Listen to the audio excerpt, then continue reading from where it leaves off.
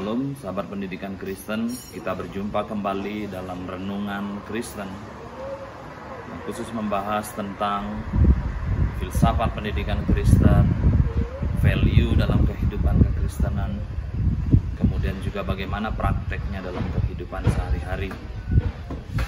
Sahabat pendidikan Kristen, pada kesempatan kali ini saya sedang berada di Plage, persisnya di jembatan Bakung Plage, tempat yang bagus, juga jembatan terpanjang dengan artistik terbaik yang ada di Bali. Dan kali ini sesuai dengan tema, itu sebabnya kenapa saya memilih jembatan Bakung sebagai tempat dari background renungan kita kali ini. Karena jembatan Bakung ini memiliki nilai artistik yang sangat bagus, kemudian juga sentuhan tangan ahlinya luar biasa. Ini adalah salah satu jembatan yang tertinggi yang ada di Bali. Sahabat pendidikan Kristen, kenapa saya memilih tempat ini? Karena pada kesempatan kali ini saya akan membahas tentang Allah adalah pribadi entrepreneur, adalah wirausahawan. Mungkin selama ini tidak terpikir oleh sahabat pendidikan Kristen bahwa Allah itu adalah entrepreneur. Entrepreneurship berkembang belakangan ini. Beberapa puluh tahun terakhir ini istilah entrepreneurship, entrepreneur itu muncul. Tahukah sahabat pendidikan Kristen, istilah entrepreneurship pertama kali itu muncul di tahun 1723. Entrepreneurship itu muncul pertama kali dalam kamus bahasa Prancis yang artinya adalah seseorang yang mengelola suatu usaha tertentu dengan resiko finansial. Nah, sahabat pendidikan Kristen, ketika hari ini saya bertanya kepada Anda, siapakah tokoh entrepreneur yang muncul dalam benak Anda ketika saya mulai berbicara tentang ini? Ada orang yang berkata bahwa Bill Gates, tentu tidak salah. Mark Zuckerberg, pendiri Facebook, tidak salah. Rupert Murdoch, tidak salah. Allah sebagai entrepreneur, itu saya ambil dari kitab Kejadian pasal 1 ayat 1 sampai dengan 31. Di situ dikatakan bahwa Allah menciptakan langit dan bumi, kemudian menciptakan cakrawala, laut, darat, terang, manusia, tumbuh-tumbuhan, dan lain sebagainya. Allah menciptakan sesuatu dari sesuatu yang tidak ada menjadi ada. Nah, entrepreneurs adalah seorang yang memiliki kemampuan atau kualitas untuk mencipta. Tetapi dalam konteks entrepreneurship yang dijelaskan oleh kamus tersebut, memang belum dijumpai definisi entrepreneurship atau seorang entrepreneur yang akurat atau yang disepakati bersama. Oleh karena itu, pada kesempatan kali ini saya mengambil dari Alkitab definisi tersebut. Entrepreneurship pertama kali ditunjukkan oleh Allah, dan Allah menjadi entrepreneur pertama di atas muka bumi ini. Dia mengerjakan segala sesuatu itu dari ketiadaan menjadi sesuatu yang ada, dengan berkata bahwa jadilah terang, maka terang itu jadi. Jadilah binatang-binatang, kemudian jadilah burung-burung di udara, semua jadi. Jadi Allah menciptakan sesuatu itu dari ketiadaan. Selama ini mungkin kita berpikir bahwa karakter pertama dari Allah itu adalah kasih. Tetapi dalam Alkitab kita jelas dikatakan dan dinyatakan bahwa Allah itu adalah entrepreneur. Allah itu adalah usahawan atau wirausaha. Sebelum Alkitab kita menjelaskan bahwa Allah itu adalah kasih, Allah itu adalah entrepreneur. Sebelum Allah menjelaskan bahwa Allah itu kudus, Allah itu adalah entrepreneur. Sebelum Alkitab kita menjelaskan Allah itu penuh rahmat, Alkitab sudah menjelaskan bahwa Allah itu adalah entrepreneur. Dia membuat segala sesuatu itu menjadi ada dari ketiadaan. Kemudian di situ dikatakan oleh firman Tuhan bahwa segala sesuatu itu belum berbentuk. Bumi ini masih gelap gulita. Roh Allah melayang-layang di atas permukaan air. Lalu Allah kemudian mengubah sesuatu yang chaos, sesuatu yang kacau itu menjadi teratur. Itu menunjukkan bahwa Allah itu adalah entrepreneur. Kemudian dia menciptakan Hawa dari tulang rusuk Adam. Itu artinya Allah menciptakan sesuatu dari sesuatu yang sudah ada. Tulang rusuk itu sudah ada pada diri Adam, kemudian diambil oleh Tuhan, diciptakanlah Hawa. Itu menunjukkan bahwa Allah menciptakan dari sesuatu yang sudah ada menjadi sesuatu yang baru. Nah, kemudian Allah tidak hanya menciptakan sesuatu yang baru, tetapi Allah menciptakan sesuatu untuk kebaikan kita, untuk kebaikan orang lain. Bapak Ibu Saudara yang dikasihi oleh Tuhan, bukti bahwa Allah entrepreneur itu adalah satu, dia menciptakan dari sesuatu yang tidak ada menjadi ada, menciptakan dari sesuatu yang telah ada menjadi sesuatu yang baru, dan Allah menggunakan ciptaannya atau hasil karyanya itu untuk kebaikan orang.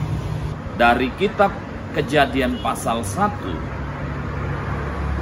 kita dapat menyimpulkan bahwa seorang entrepreneur adalah seorang yang memiliki kemampuan untuk menciptakan sesuatu yang baru, menciptakan sesuatu yang telah ada menjadi sesuatu yang baru. Yang ketiga, seorang entrepreneur menciptakan sesuatu itu demi kebaikan orang lain. Kemudian Allah sebagai entrepreneur juga ditunjukkan di dalam kitab Keluaran pasal 31 ayat 1 sampai dengan 5. Demikian bunyi firman Tuhan. Berfirmanlah Tuhan kepada Musa, lihat, telah kutunjuk Besalil bin Uri bin Hur dari suku Yehuda, dan telah kupenuhi dia dengan roh Allah, dengan keahlian dan pengertian dan pengetahuan dan dalam segala macam pekerjaan, untuk membuat berbagai rancangan supaya dikerjakan dari emas, perak dan tembaga, untuk mengasah batu permata supaya ditata, untuk mengukir kayu, dan untuk bekerja dalam segala macam pekerjaan. Bukti lain dari Allah sebagai entrepreneur adalah Allah telah memenuhi Besalil dengan roh Allah. Ketika Allah memenuhi Besalil dengan roh Allah, itu menunjukkan bahwa entrepreneur itu sendiri sudah ada di dalam diri Allah. Ketika saya memberikan kue kepada anak saya, maka sesungguhnya kue itu sudah ada pada saya. Saya tidak akan bisa memberikan kue kepada anak saya kalau saya tidak memiliki kue.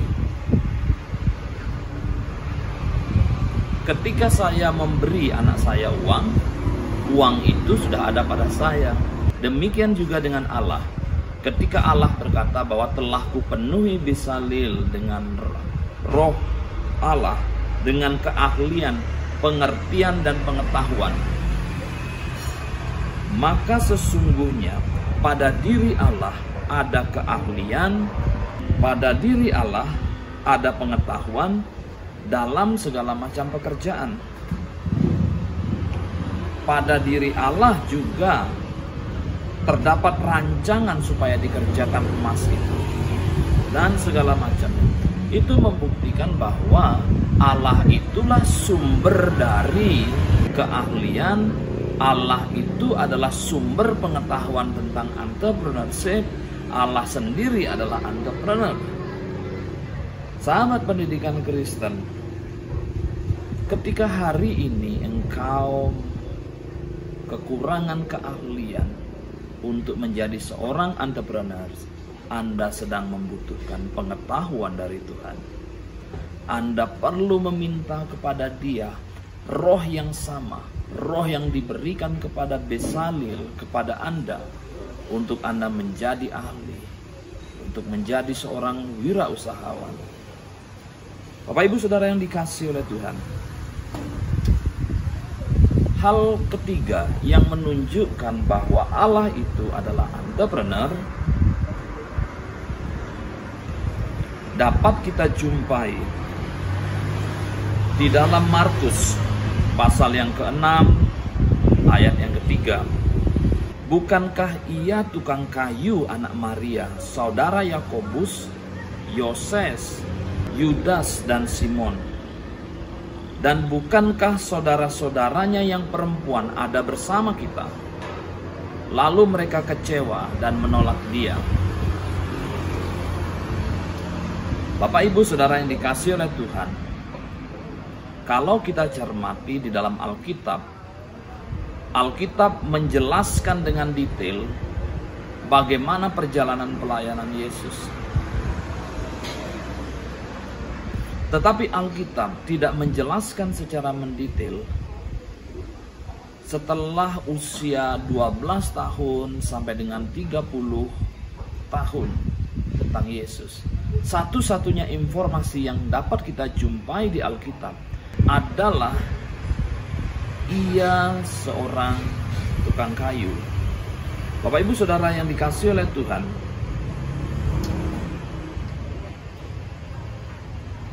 satu-satunya yang diingat oleh sahabat-sahabatnya tentang Yesus adalah ia adalah tukang kayu. Nah, dalam bahasa Inggrisnya ditulis sebagai a carpenter. A carpenter sebagian besar memang ditulis dalam Alkitab berbahasa Inggris. Tetapi a carpenter itu diambil dari bahasa Yunani yang berasal dari kata Yunani tekton. Tekton memiliki arti builder, bagaimana seorang builder itu bisa mengatur sesuatu yang chaos. Tanah, besi, kemudian batu dan lain-lainnya itu diatur oleh dia untuk dibangun. Yesus bersama ayahnya Yusuf memiliki bisnis yang dijalankan keluarga. Tentu dari bisnis keluarga itu Yesus belajar bagaimana bernegosiasi.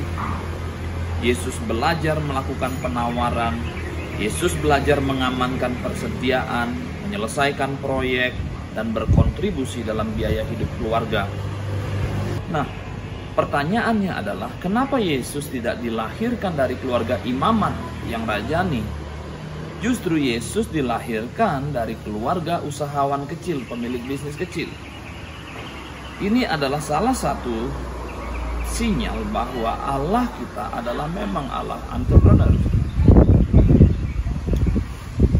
Di sepanjang perjalanan hidup Yesus, Yesus pun juga berbicara tentang bagaimana hidupnya mempermuliakan Allah. Hal ini sangat berhubungan sekali dengan apa yang tadi di kitab Kejadian, bahwa seorang entrepreneur adalah seorang yang mampu mengorganize sesuatu, melakukan dan menciptakan sesuatu untuk kebaikan orang lain. Kemudian Bapak Ibu Saudara yang dikasihi oleh Tuhan, kita sebagai umat Tuhan, sebagai anak Tuhan, dipanggil oleh Tuhan menjadi rekan sekerja Allah. Sebagai rekan sekerja Allah, kita sedang bekerja, berpartner dengan Allah. Sebagai wakil Allah yang mengusahakan segala sesuatu di atas muka bumi. Kejadian pasal 1 ayat 26 berkata bahwa baiklah kita menjadikan manusia menurut gambar dan rupa kita, supaya mereka berkuasa atas ikan-ikan di laut dan burung-burung di udara, dan atas ternak, dan atas seluruh bumi, dan atas segala binatang melata yang merayap di bumi. Nah, dalam teks ayat firman tadi di situ katakan bahwa supaya mereka berkuasa atas ikan-ikan di laut, segala binatang melata, burung-burung di udara dan lain sebagainya. Itu menunjukkan bahwa Allah menetapkan kita sejak dunia ini dijadikan untuk kita menjadi co-worker bagi Allah, untuk menjadi rekan sekerja Allah, untuk mengusahakan bumi ini yang notabene adalah bukan milik kita tetapi milik dari Dia. Bapak Ibu Saudara yang dikasihi oleh Tuhan, kemudian yang berikutnya, kita diciptakan oleh Tuhan sesuai dengan image-nya Dia. Itu menunjukkan bahwa apa yang ada pada diri Allah dilekatkannya kepada kita. Kalau Allah kita adalah seorang entrepreneur, maka saudara dan saya sudah melekat dalam diri saya adalah entrepreneur. Untuk mengerjakan sesuatu, untuk melakukan sesuatu. Kemarin saya mendengarkan sebuah kisah. Bagaimana seseorang yang tidak mampu, keluarga miskin. Kemudian oleh karena kegigihannya, usahanya dia secara finansial mengalami perkembangan. Di situ terucap oleh kata-katanya dia yang berkata begini, lahir di keluarga miskin bukanlah sebuah kesalahan. Tetapi ketika Anda sudah berumur 30-40 tahun tetap miskin, itu adalah kesalahan. Itu menunjukkan bahwa kehidupan kita, usaha kita, dan apa yang kita lakukan akan membuahkan hasil di kemudian hari. Tetapi kalau hari ini Anda masih kekurangan, Anda masih tidak mampu, mungkin karena Anda tidak mengaktifasi roh entrepreneurship dari Allah itu, atau Anda sedang mengubur karakter Allah dalam dirimu. Bukankah engkau adalah image Allah? Bukankah engkau adalah gambar Allah? Bukankah pada dirimu ada roh Allah yang sudah dimasukkan ke dalam diri kita? Seharusnya ketika Anda hari ini hidup dalam kekurangan, berada di bawah ambang batas cukup, maka pada waktu itu Anda harus bertanya, sudahkah saya mengaktifkan roh entrepreneur itu? Sudahkah saya mengaktifasi roh Allah itu yang adalah seorang entrepreneur, seorang wirausaha, seorang usahawan? Dengan apa yang ada pada Anda, Anda harus memulai sesuatu. Jangan diam, jangan malas, jangan berat tanganmu, jangan berat kakimu untuk melangkah. Sebab engkau tidak bisa berkata bahwa saya sudah meniru Allah, saya sudah belajar tentang keserupaan dengan Allah. Satu hal, bahwa Anda tidak melakukan seperti yang Allah lakukan. Dia adalah entrepreneur. Dia mengusahakan segala sesuatu. Bahkan sampai hari ini Allah tetap bekerja untuk mendatangkan kebaikan bagi Anda. Lalu kalau Anda citra dirinya malah bermalas-malasan, bangun jam 9, jam 10 pagi, bagaimana Anda meniru karakter Allahmu? Anda belum tumbuh dalam keserupaan. Allah menghendaki engkau hidup dalam kelimpahan, tetapi engkau harus meniru karakter Allahmu. Karakter entrepreneur yang tidak berhenti membuat inovasi, kreativitas, motivasinya kuat. Engkau harus maju. Sahabat pendidikan Kristen, karena kita adalah image Allah, maka kita harus terus menunjukkan tidak hanya karakter kasih dari Allah, tidak hanya karakter-karakter Allah yang lain, tetapi juga karakter Allah yang entrepreneur ini. Karakter entrepreneurship ini dibutuhkan. Bapak Ibu Saudara yang dikasihi oleh Tuhan,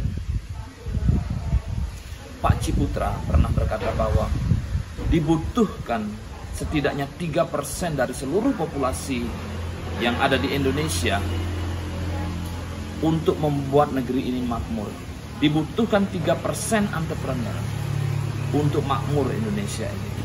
Faktanya hari ini menurut beliau kurang lebih hanya ada sekitar 1,7% entrepreneur di Indonesia. Seorang entrepreneur adalah seorang yang bisa melihat peluang yang tidak dilihat oleh orang lain. Entrepreneur adalah orang yang bisa melihat potensi yang bisa dikerjakan untuk mendatangkan kebaikan bagi dirinya dan bagi orang lain.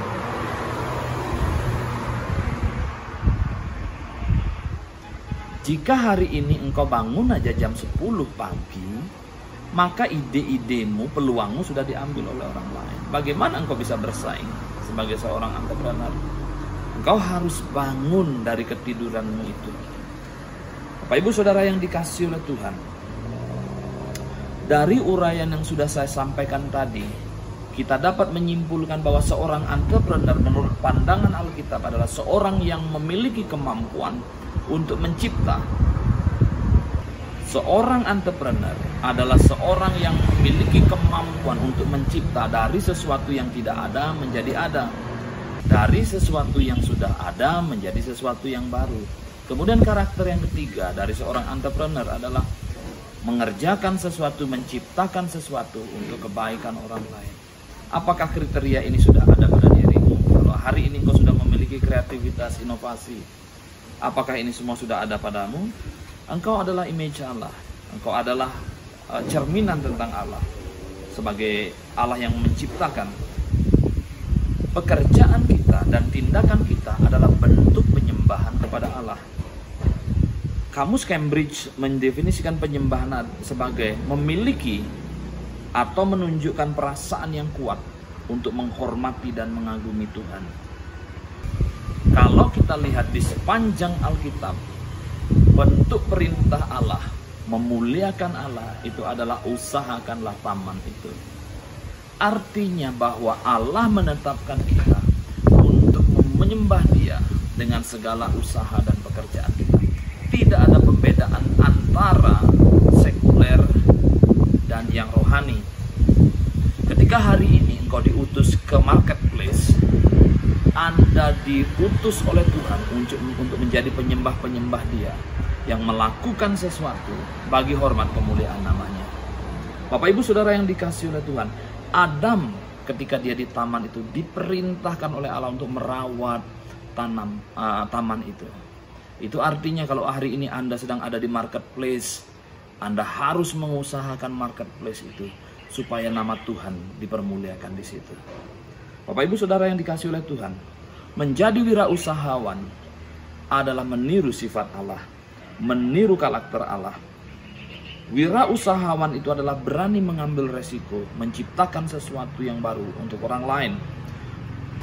Tuhan memberikan kepada kita bumi ini untuk kita usahakan. Kemudian yang berikutnya yang dapat kita pelajari adalah Bezalel itu diberdayakan oleh Roh Allah. Artinya bahwa ketika engkau hari ini kekurangan hikmat, kekurangan pemahaman, kekurangan kreativitas, engkau harus mau diberdayakan oleh Roh Allah seperti Bezalel. Kalau hari ini engkau kekurangan hikmat, mintalah hikmat kepada Tuhan. Kemudian yang berikutnya adalah entrepreneur itu mencerminkan sifat Tuhan.